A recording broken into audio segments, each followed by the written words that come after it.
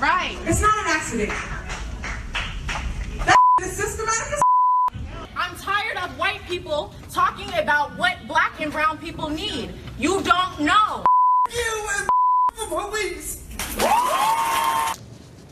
Well, Evergreen College in Washington State is melting down, and that's not overstatement. 2 weeks ago, we interviewed a professor there, a math professor called Brett Weinstein. He's a liberal who's been overwhelmed by the left. He had a mob of students demanding he be fired because he refused to leave campus for a day because he was white. They demanded he leave, and he said, no, I don't think so. Now, at least 60 Evergreen faculty and staff have signed a letter supporting the students against the professor.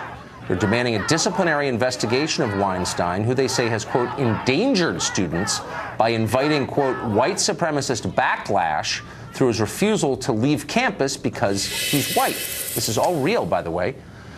Tommy Lahren is a senior communications advisor for the Great American Alliance, and she joins us now. Tommy, what is going on in Evergreen? Oh, boy. I mean, the fact that this is happening in the United States of America, first of all, is disturbing. But isn't it odd, Tucker, that there used to be generations of Americans that fought against segregation, and now it seems the new generation is fighting for segregation? It's lunacy. Well, this poor Professor Weinstein, we talked to him and said, you know, you're probably liberal. He said, actually, I'm a lefty. I mean, I think he's a Bernie Sanders guy. But he remembers liberals as they were a generation ago against segregation and hurting people on the basis of their skin color. And he woke up one day and everyone around him disagreed. I mean, it's a 180-degree change, it looks like. Well, I can't believe it. And to throw out these words like racist, especially at a professor who said, I think we should all come together on campus. No one should stay home. We shouldn't have a day of exclusion. The fact that he came out and said that was brave. But then to be called a racist because of it, it just shows how ridiculous these labels are and how damaging they can be. But the most disgusting and disturbing part of this whole thing is that there are other professors that are sticking up for the mob-like protesters. Now that's what's got me. Well, you got to kind of wonder their motives, which are, I guess, unknowable. But I wonder how many of them are just afraid to disagree with the mob. I mean, they no longer run Evergreen, obviously. The president's a spineless character. He bowed out a long time ago. So basically, it's being run by an angry mob implying violence. Maybe they just don't want to get hurt. Well, that's probably part of it. But here's the deal. We know this. The alt-left is well organized and they're well funded.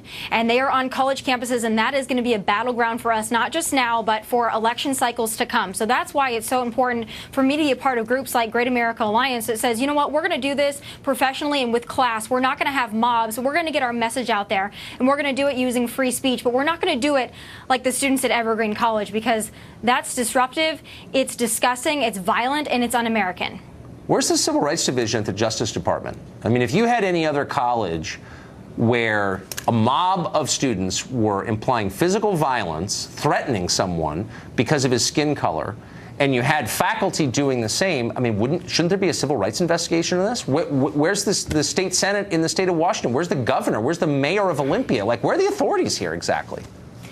Everyone is afraid to speak out because if they speak out against this, they are labeled a racist. Everyone is so afraid of being labeled a racist, so they've got the power then. It's the alt-left, it's mobs like this that have the power, and they hold the power. And I also hold the mainstream media accountable for that as well. The mainstream media needs to be coming out and saying this is crap.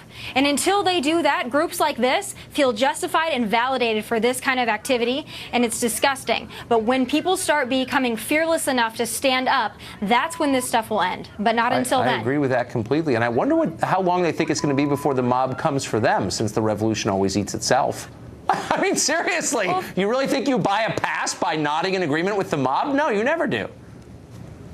Oh, no, of course not. And, you know, these individuals, they claim to be sticking up for civil rights. They claim to be social justice warriors, and they act like this. I mean, that video that's been posted on YouTube is appalling. Anyone, can you imagine being a parent right now ready to send your child to college? Can you imagine being a parent of a conservative student ready to send them to college? Can you imagine what that must feel like? Can you imagine being an alum getting a phone call from a fundraiser saying, hey, why don't you give some money to a college? Any college? Other than Hillsdale? No way! Tommy Lahren, thanks a lot for coming on tonight. Of course, thanks for having me.